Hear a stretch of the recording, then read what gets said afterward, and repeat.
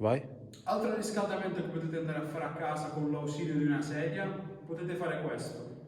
Per chi è già avanzato, fai mountain climb in questa maniera.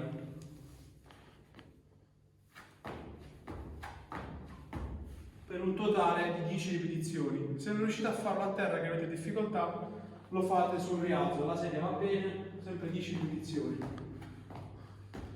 A seguire, per chi ha la possibilità, ovviamente se state facendo sulla sedia, vedete se la sedia è stabile o meno, potete fare 10 step up per lato, salendo e scendendo, 10 a destra e 10 a sinistra. Se non riuscite a farlo, potete benissimo farlo sul posto.